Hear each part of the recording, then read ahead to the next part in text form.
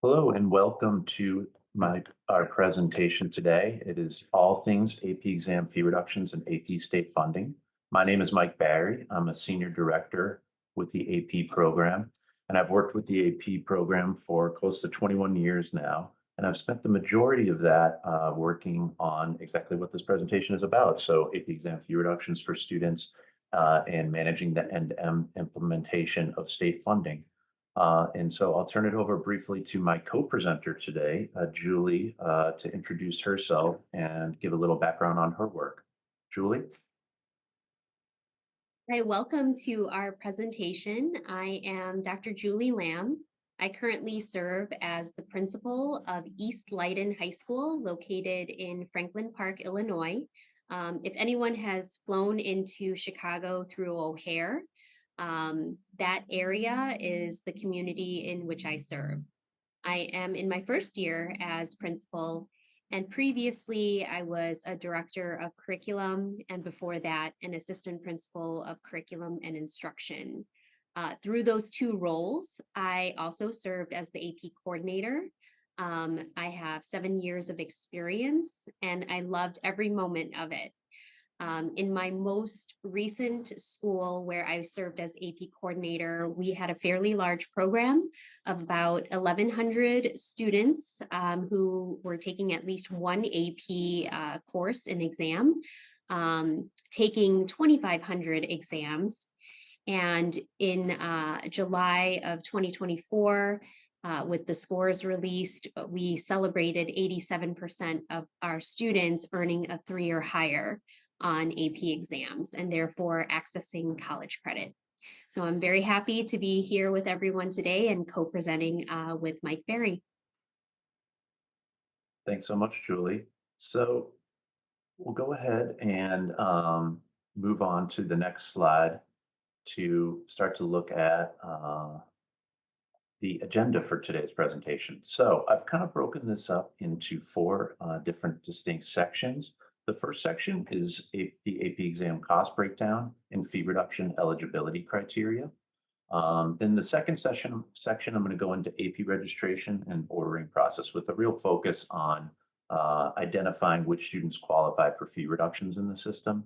And then the real meat or the biggest part of the presentation will be going into detail on state funding for AP exams and all things related to that. And then lastly, I'll spend a little bit of time going through the federal funding sources for AP exams. So for states that don't have state funding or where there's instances where you want to supplement your state funding, there are some federal funding sources that are available that I'll review with you. And we've set this up in more of an interview conversational question and answer format. And so Julie will be posing some questions to me throughout the presentation, and then I'll try to give as detailed answers as I can as we go through. So we'll go ahead and get started in the first section, which is AP exam cost breakdown and fee reduction eligibility criteria. So the first question that I have for Mike is, what are the different types of AP exam fees? So this presentation is focused on 2024 AP exam funding and fees. And so I've listed the 2024 AP exam fees here with a focus on the low income student cost breakdown specifically. But on the left-hand side in the chart, you can see the published AP exam fee for 2024 was $98 per exam. And that fee includes a school rebate of $9 per exam. And what that is schools collect $98 from students and then retain that $9 and only pay College Board $89 per exam. And the $9 is to be used to help offset AP exam administration costs like hiring proctors or renting testing space, things like that. We do expect, though, that schools will waive that $9 rebate for low-income students.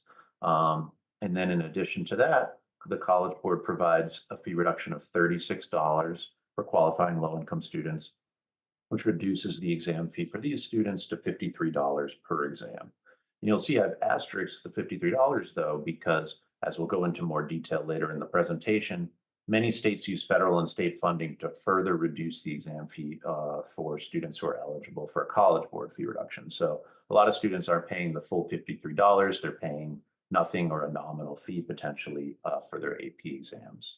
I've also included on the right-hand side just the same breakdown for our AP seminar and AP research exams.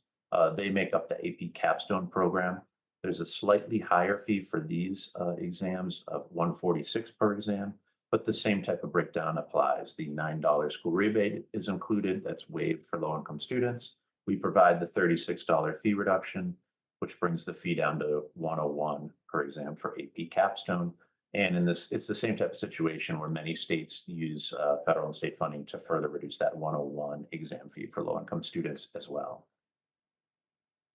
And AP coordinators out there, you may be familiar that you can set your own exam fees. That is a local decision.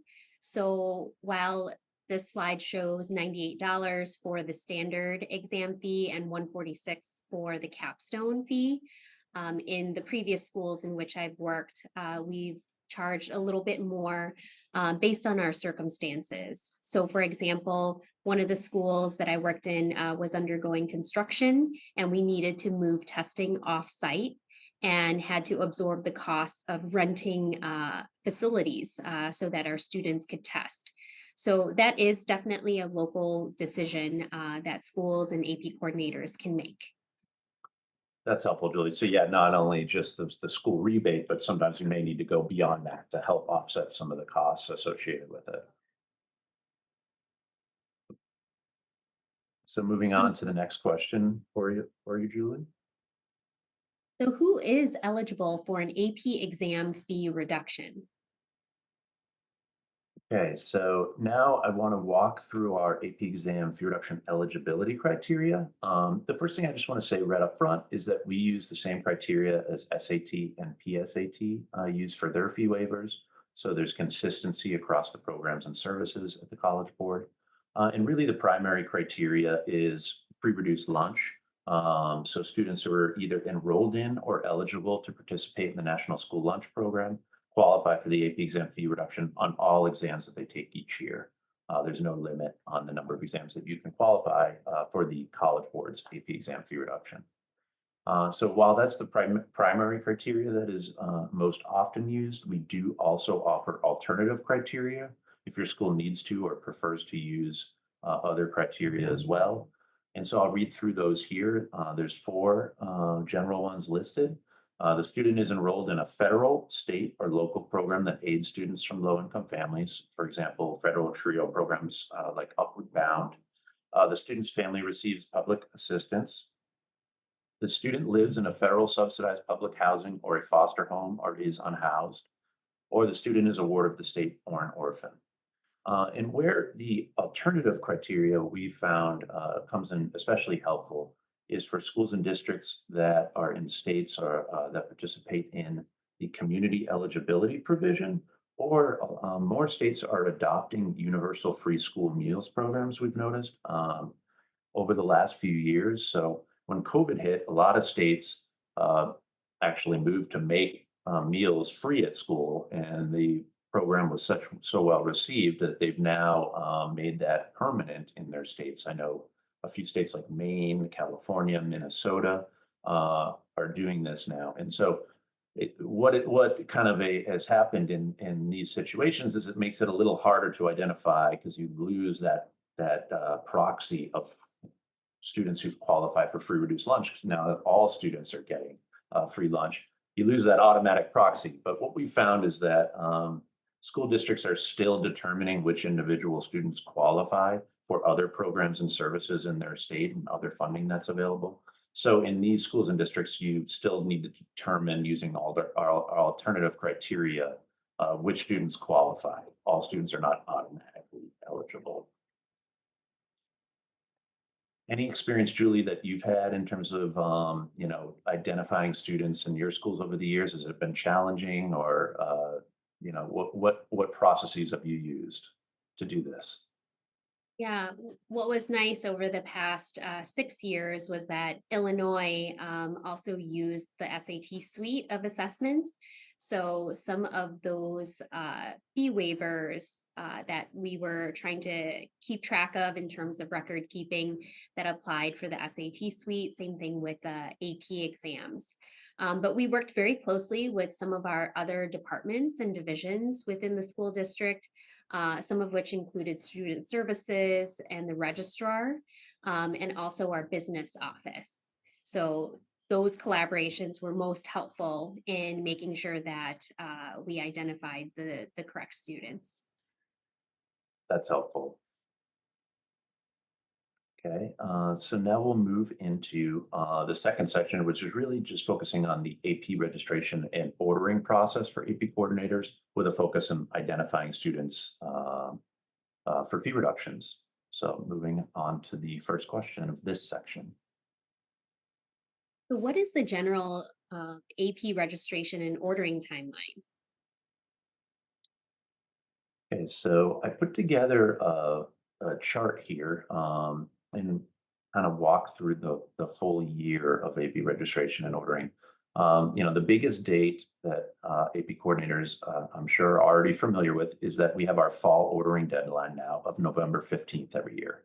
And so that's the final ordering deadline for all full year and first semester AP courses and all exam only sections.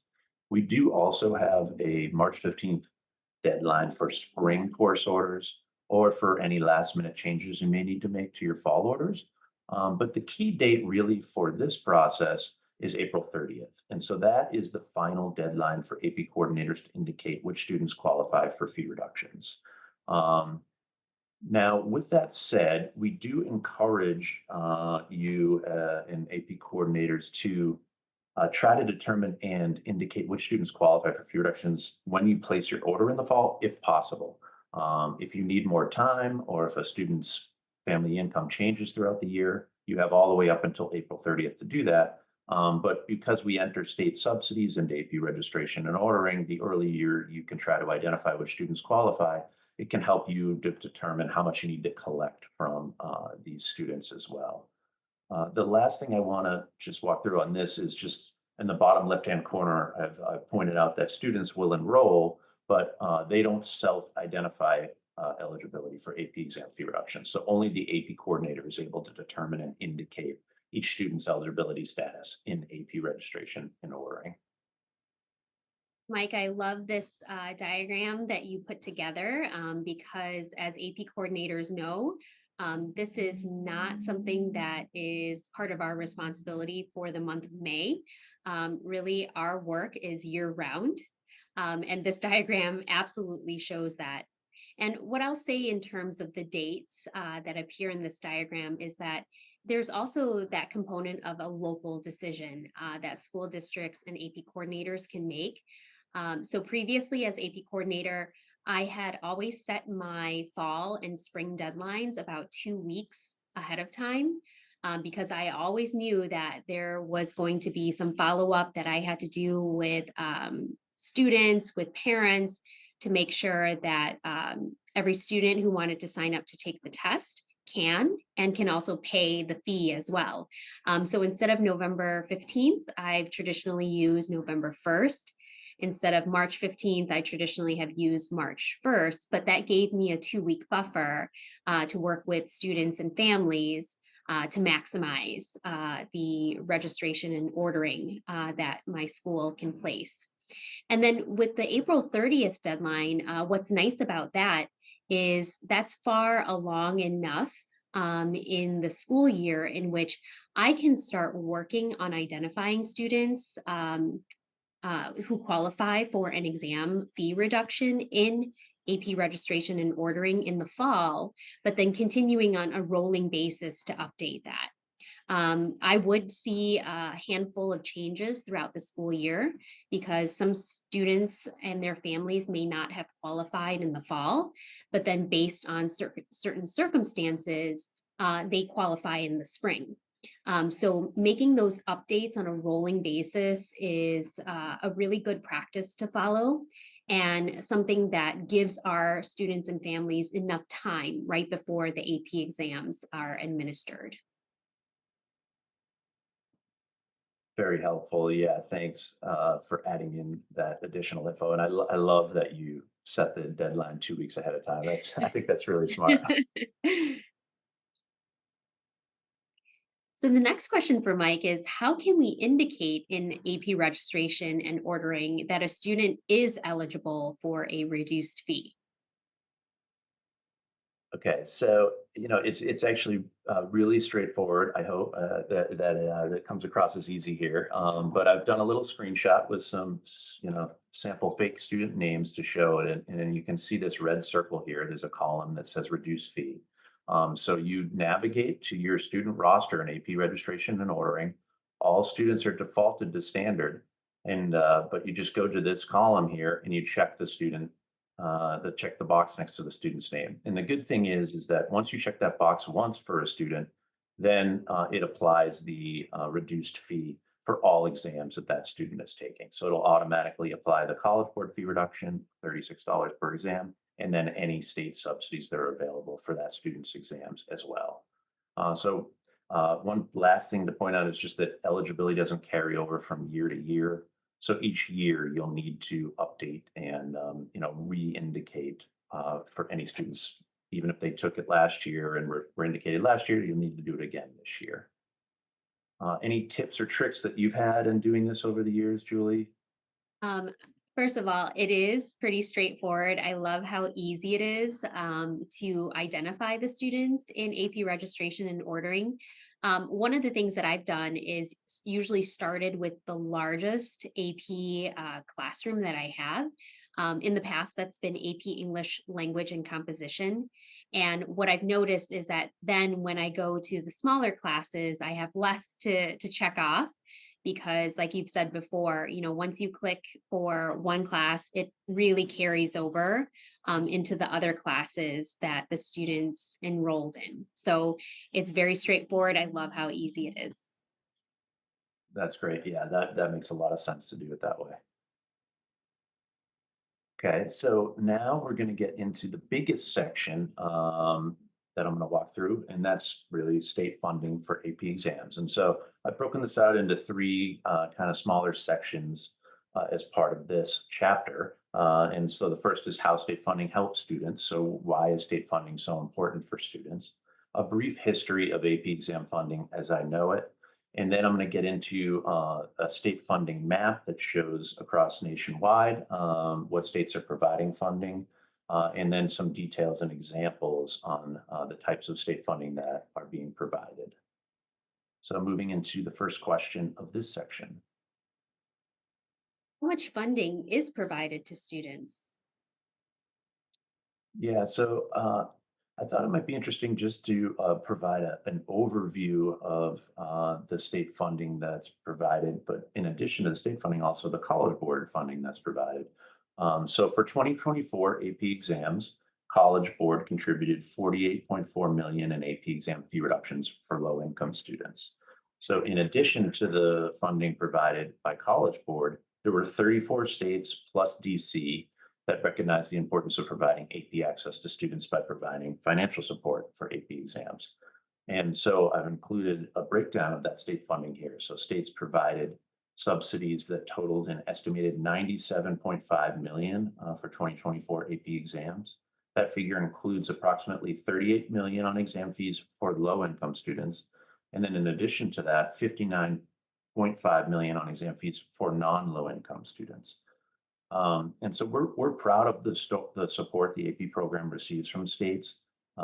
We see that it's intrinsically linked to the fundamental role of investing in education to improve students' lives and communities. So states have indicated to us that they want to make proactive investments in education and create long-term positive impacts on public health, safety, and a community's future economic success.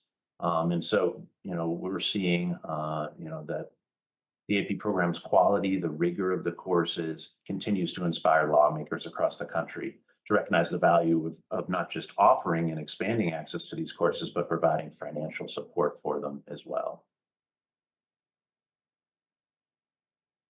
Next question. So, what has low income student participation looked like over the past 10 years?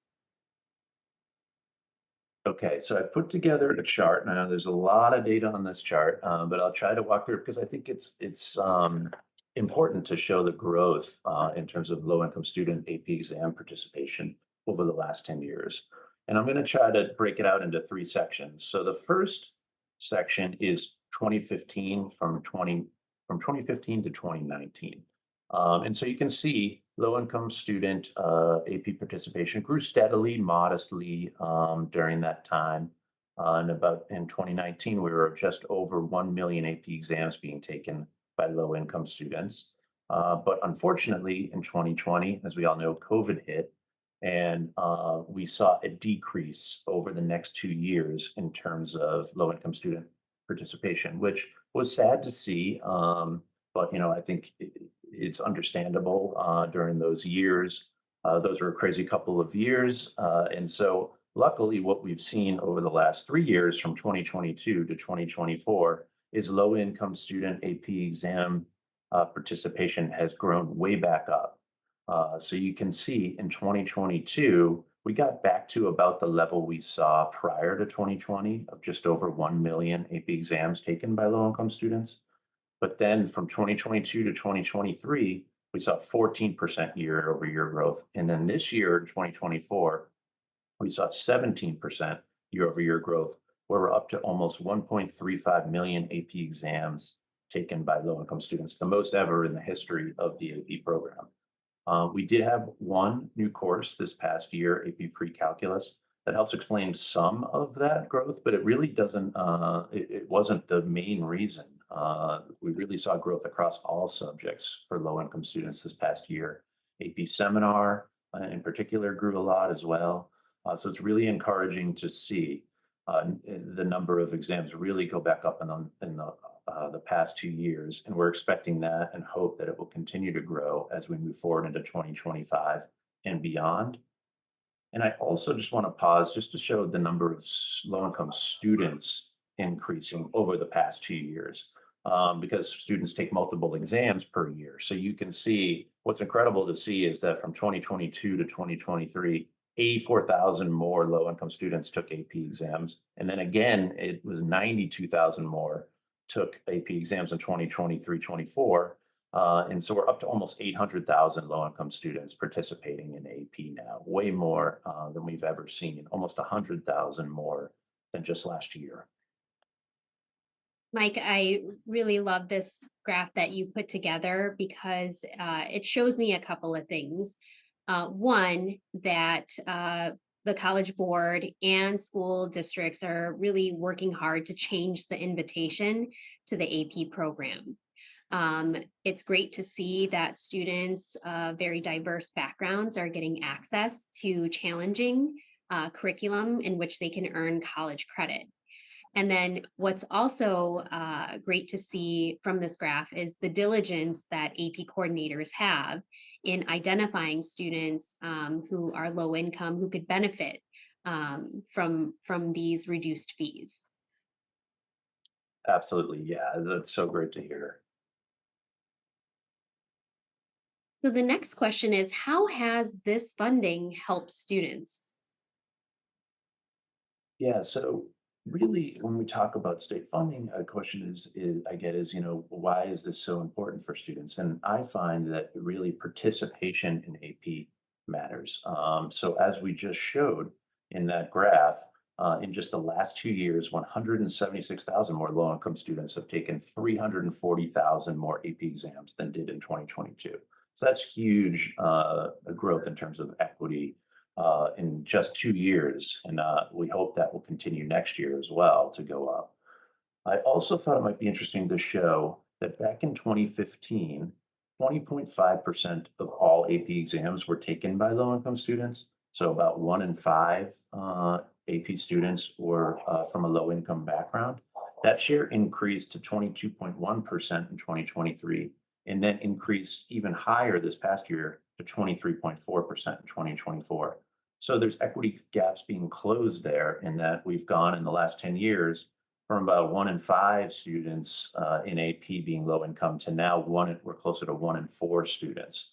And it also shows that growth year over year in terms of the number of AP exams being taken is growing faster among low-income students than standard fee students, which is wonderful to see. And not only that, we've also seen, along with participation rising, an increase in the number of low-income students scoring a 3 or higher. So in 2024, 46% of the AP exams taken by low-income students scored a 3 or higher. And that was an increase from 41% in 2023 and 39% in 2022. So it's great to see that keep continuing to go up even with increased access. But even with that focus on 3 or higher, I believe, and the research has backed this up, that students benefit from taking AP courses and exams regardless of their exam scores. And that's where that participation in AP really matters.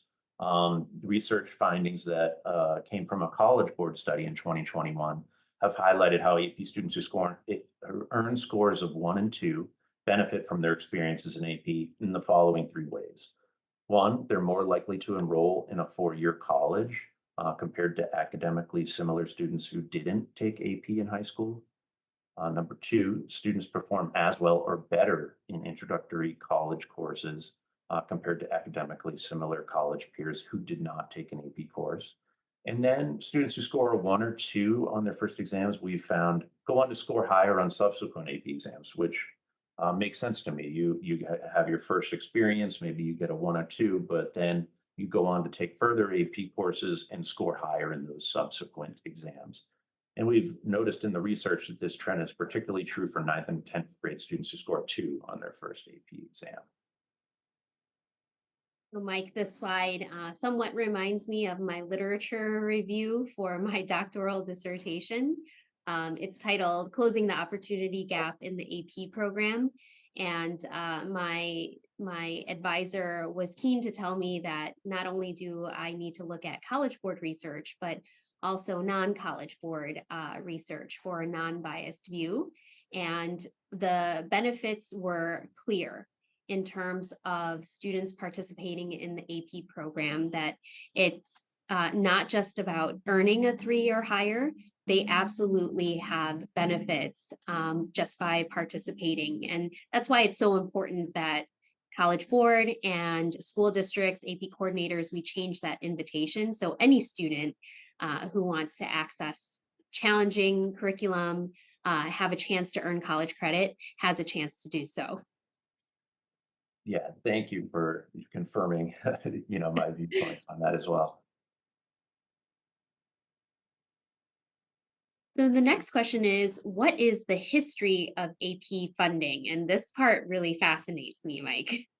Okay, yeah, and so I'm calling it a brief history of AP funding because I'm sure there is more to it, but these are some of the highlights that I know of from my work on AP funding over the last 20 plus years. But I did discover in our archives, as far as I could find back, that the College Board's first program of AP exam fee reductions was implemented in 1975.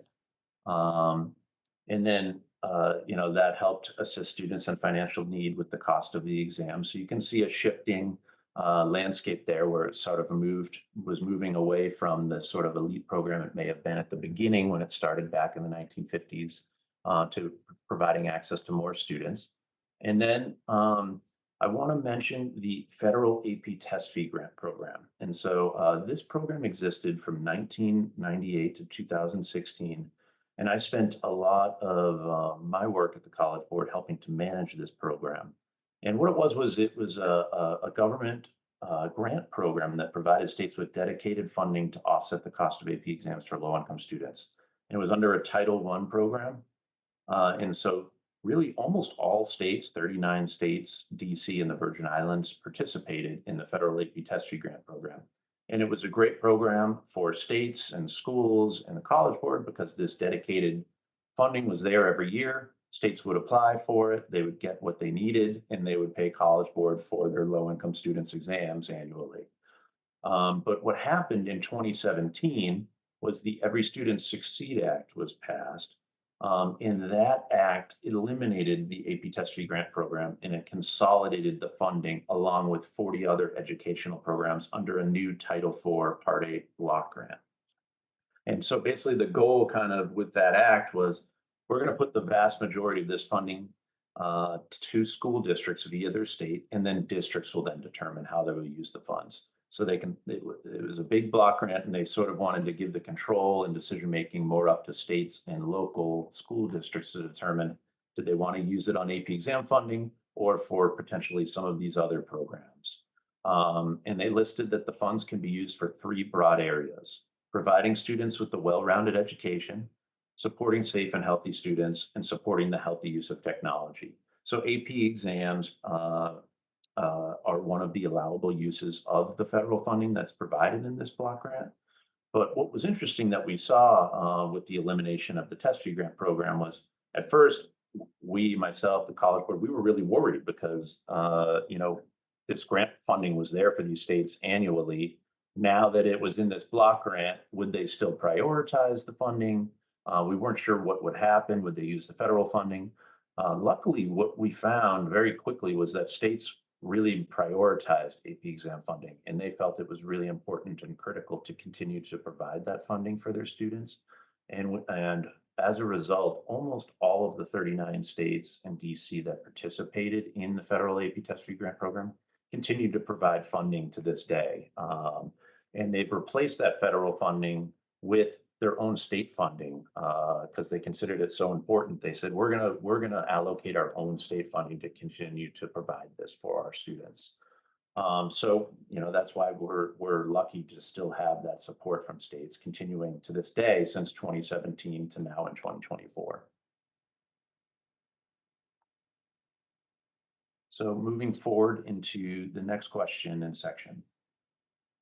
So how much has College Board contributed for low-income AP exam fees the last 10 years? Yeah, so it's not just the states that are contributing funding, as I've pointed out throughout this. College Board is also providing AP exam fee reductions for low-income students that have totaled nearly 340 million for the last 10 years. And I just thought it might be interesting to just show the sheer dollar amounts as we go through. They mirror really the last graph I showed in terms of low-income student participation, where you can see, particularly since 2021, where we were at just under 31 million. We're now in 2024 at 48.4 million. So getting, close to a, $20 million increase in just a few years. And so it's great to see that more low-income students are tapping into these fee reductions that are available as we move forward and further away from COVID, where we saw a decrease. It's now going way up annually.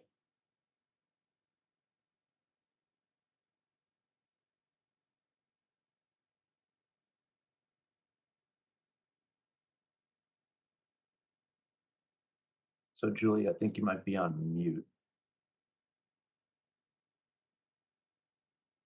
I'm sorry about that. What does state funding look like across the US? Okay, so here's where I put together a state funding map for 2024 AP exams. And so you can see that I'll go through the legend in a second here, but 34 states and the District of Columbia provided funding for AP exams in 2024. And so the states that I highlighted in green, those all provided funding for AP exams, and they're what I call existing funders. And so there's states that provided funding not just for 2024 AP exams, but last year and in previous years provided funding. So they've continued to support AP exams for their students annually. There's one state in light blue that was a new funder for 2024, which was great to see Kansas back in the fold. They provided funding for AP seminar exams only in 2024. But the good news is that we're expecting them to expand that funding for 2025 to beyond even just AP seminar exams. So it's great to anytime we have a new state add funding as we move forward.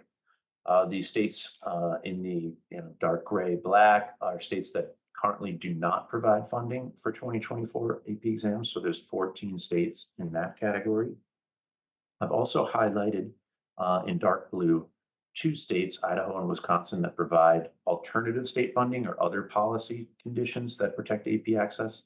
I'm actually going to go into detail a little bit more on what that means exactly in a couple more slides. But lastly, I've also starred a number of states, so 12 states in total, And these are states that provide funding not just for low-income students' AP exams fees, but also for non-low income students as well. And so these states have felt it's so important to support AP for their students. They're providing funding for all students in the state in some way. Great to see in this map, Mike, that, most of the states are in green or the shade of blue, meaning that they offer some form of funding. So it's really easy to grasp that by looking at the map that you put together. Yes, I like that it's mostly green that pops out at you when we look at the map here. Um, and also, what I thought might be interesting to do is to just show the top 10 AP funding states for 2024. And so I've listed them here in terms of the total in the third column, the total 2024 state funding. But I've also included two other columns because I mentioned that that states lower the $53 fee for low-income students, for example. So I thought it might be interesting. So out of pocket, what are low-income students in these top 10 states actually paying for AP exams? And what are standard fee students, in addition, paying, if anything, for their AP exams? And I've grouped together the states into three different categories. So you can see, for example, the top state, Florida, and second state, North Carolina, are green. I've also put South Carolina and Arkansas in green as well. And I color coded them together because all four of these states pay for all AP exams taken by public school students in their states in full.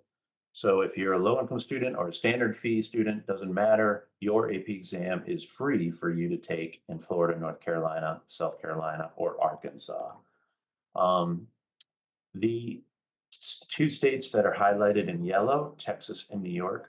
Now, these states actually only provide funding for low income students and partial funding per exam for low income students. But they're such big states and there's so much AP in these two states that they still make the top five, even just with providing funding for low income students only. What's an interesting thing to point out here, though, is like for Texas and for New York, you can see that low income student exam cost is listed as $21 for Texas or $20 for New York. But that doesn't mean that low income students are necessarily paying that $20 per exam. Where I live in New York City, for example, we partner with the New York City Department of Education, and they pay that $20 for their low income students. And so if you're a public school student in New York City, your AP exam is free. You're not paying that $20 per exam. So it's really a collaboration often between College Board, the state, and local school districts or even local schools to cover these fees for low income students.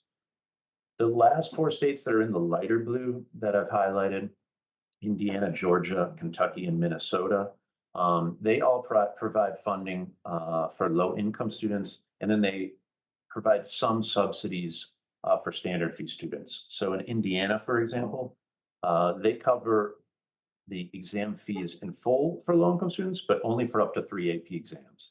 And then they do the same thing for 3 standard fee students in specific subjects only, up to 3 exams they cover. Any exams beyond that, students are responsible for paying.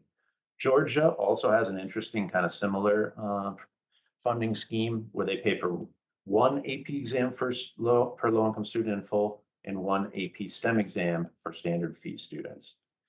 Kentucky and Minnesota, they cover all low-income students' exams in full, so that's pretty straightforward. And then they cover all AP exams taken by standard fee students, but have a $12 or $54 out-of-pocket cost for these students.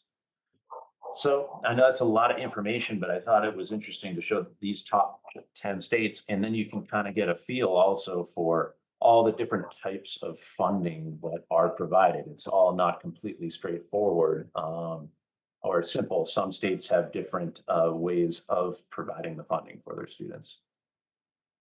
Mike, this is very helpful that you've gone into the nuances because, I'm based in Illinois. I'm familiar with Illinois' practices and policies, not so much other states. So it's so interesting to see the different details for these states that you have listed on this slide. Yeah, and it can get complicated quick, but yeah, it is. There's a lot of different types of funding that are provided, different priorities and different ways to do it. Mhm. So, what is the difference between state direct billing versus reimbursement? So yeah, this is a good question in that it gets into kind of the implementation of the funding. So once the state comes to us and says we want to provide funding for our students, how do we get that funding delivered to schools? And so there's kind of two, or really, two and a half, three main ways how we do this. There's state direct billing, and then there's state reimbursement or state grant programs that are used. With state direct billing, this is the most efficient way we find of implementing state funding. With this, the College Board executes a contract with the state uh, to pay uh, to pay us directly for AP exams. And so the state subsidies are deducted from each school's invoice and billed to the State Department of Education instead. So this way, schools, districts, or we would hope low-income students themselves, they don't need to pay that full $53 or $101 fee for capstone up front and try to get reimbursed later by the state. The amount comes off the bill for the school and just billed to the state directly. And the majority of states that provide funding participate in our state direct billing program. So we find it's really that schools, students, and families really prefer this method the most. However, there are some states that still prefer to use a reimbursement or grant program process. And so with that, it's the opposite. It's where they pay us upfront and seek reimbursement from their state. Or some states provide funds through grant programs directly to school districts earlier in the school year. And then the school districts um, use those funds and allocate them to pay College Board using those funds. So there are students still, the students aren't paying the money up front in those cases. The schools and districts are using grant funding they already have to pay College Board. And again, this differs state to state. In Illinois, I know that for me, we participate in state direct billing, but that may differ for other AP coordinators. Yep. Okay, next question. So, what are some examples of state funding programs? So, I went through some of the examples in the top 10 states, but I thought what I could do here is categorize them into three kind of broader categories. The first I went over, because all four of these states were listed in the top 10, are states that provide full funding for all public school students' AP exams, so both low-income students and standard fee students. Um, so Arkansas, Florida, North Carolina, and South Carolina are those four states. Then secondly, there are states that provided funding for low-income students' exams and some funding for standard fee students. There are 8 states that fall into this category. I won't read them all off here, but a few of them I mentioned in the top 10. And then lastly, there's states that provide funding for low-income students' AP exams only. So there's 17 states that fit into this category, plus the District of Columbia. Um, Beyond those three categories, I mentioned earlier that there's states with grant funding where grant programs where funding can be used for AP exams. And so a couple examples of that are Colorado and Utah.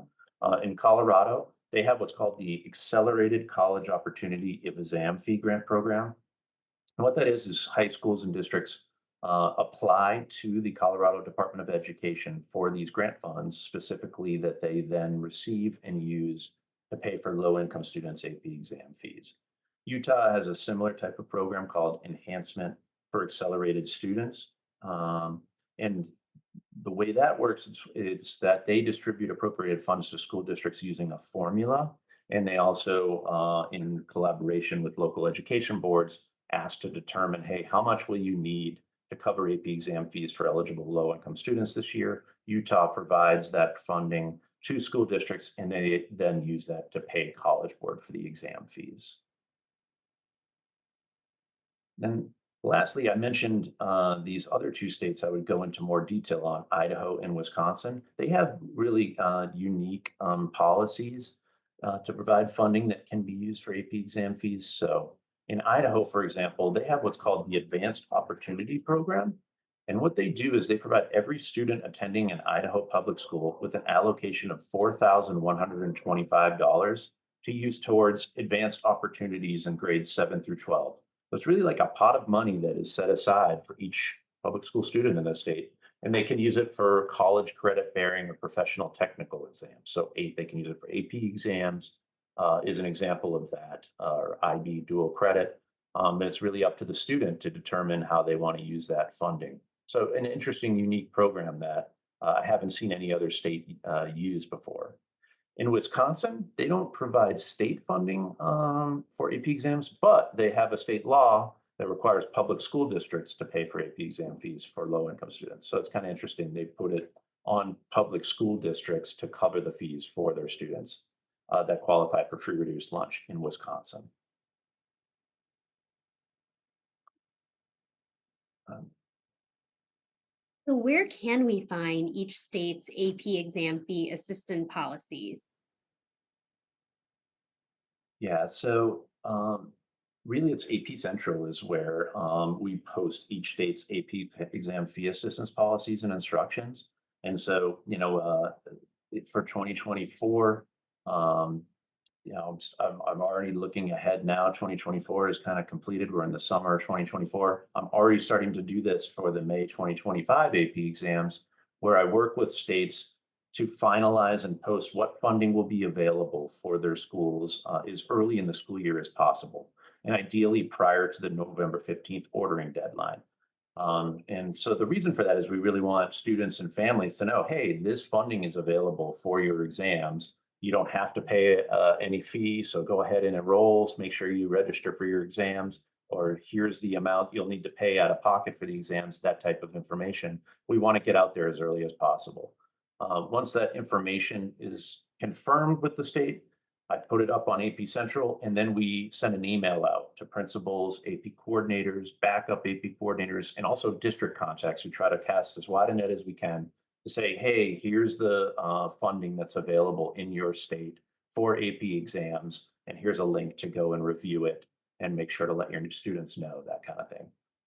So last year we had 45 state policies plus DC posted prior to the November 15th order deadline. So that was, we think a success. Hopefully we'll get closer to 50 this year. We'll see. Sometimes there's always a few states that we have to work out after the deadline. Once the state's funding is confirmed, I also entered the state subsidies right into AP registration and ordering. So I talked about direct bill states. We will enter in if you're what subsidies your state is providing right into AP registration and ordering, so that they're applied against your costs in the system. So if your state is covering the full exam fee for your students, you'll see that those students owe zero for their exams, and you don't have to worry about trying to figure out outside of the system how much to collect from students. And then thirdly, this is more work that I do directly with states, is to execute those direct billing contracts for the states that participate in that program. And so sometimes if there's a delay and we don't announce funding till after November 15th, it may be that we're just still working out the contract with the state DOE in that case. Julie, have you found the information and the emails helpful in terms of being able to look at them on AP Central over the years for Illinois? Yes, I actually prefer to go to this web page first, because sometimes, at least for my state, looking through their website, I may not find what I'm looking for quickly. So having this on hand gives me direct access to it, and I make sure to check every year, because the amount that they fund could change from year to year. So that's always good for me to stay on top of. That's helpful. Yeah, thank you for that context from your perspective. So the last section I'm going to go through here is federal funding sources for AP exams. So what are the different types of federal funding programs that can be used for AP exam fees? Yeah, so I went through this first one already in some detail, which is the Title IV Part A Block Grant Program as part of the Every Student Succeeds Act. But what I also listed here is just the level of funding it receives. And so for the 2023-24 school year, these programs were funded at 1.4 billion by Congress. And so the vast majority of that funding goes to districts via their state, as I mentioned earlier. States may reserve 1% of that for administrative purposes and an additional 4% for state level activities. And so states could reserve some of this federal funding for AP exams for their students, and districts can do the same in the funding that they receive through this block grant. The second federal funding source is Title I funding. So districts or schools receiving Title I funds may use those funds to cover AP exam fees for low-income students. And last year, 2023, 2024, this program was funded at 18.4 billion by Congress. And so hopefully there's some funding available there that could potentially be tapped into, especially if you're in a state or a school district where there isn't currently funding being provided. And then third, I wanted to mention the ESSER federal relief funds that were provided as part of the COVID emergency. And so these totaled nearly 190 billion, excuse me, to help states and districts as they address challenges associated with COVID. Now, funding AP exam fees for low-income students is an allowable use of these funds. And so these funds are expiring, but my understanding is that uh, they must be obligated by September 2024. But if they are obligated by then, they can still be spent through the end of December or through 2026 if an extension is granted. And so I'm pointing this out because there is actually one state, Kansas, that I mentioned earlier, that is planning to use some of their remaining relief funds towards AP exam fees for 2025 and 2026. So those are three of the federal funding sources that are available, especially for states that may not have any state funding, might want to look to these sources to help. The last thing I wanted to just go over before we close are some key links and publications.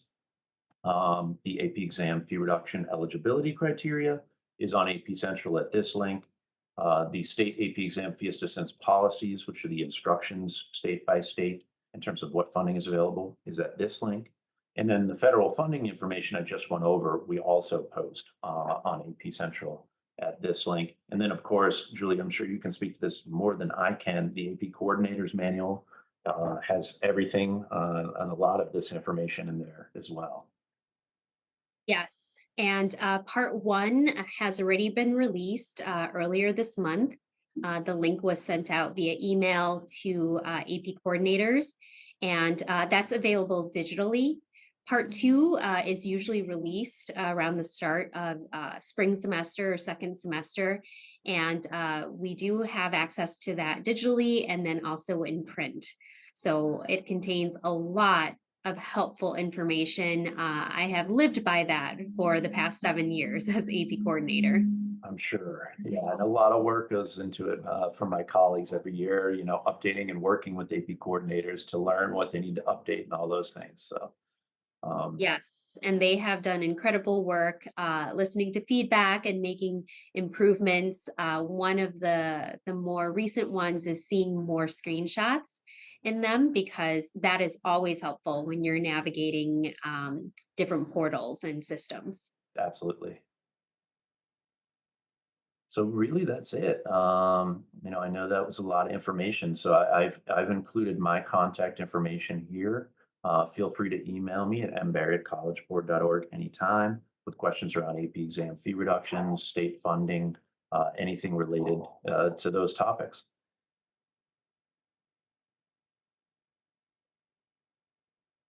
All right. Thank you, everyone, for joining Mike and me today. I have learned so much in this process. I was familiar with what my state has in terms of state funding, but learning about what other states do and then what federal funds are available is super helpful in my position. So thank you, Mike, for sharing all your knowledge with us. Yeah, thank you, and thank you, Julie, for adding all the information about how this applies from an actual AP coordinator and principal in a school. So I find that's really helpful for everyone.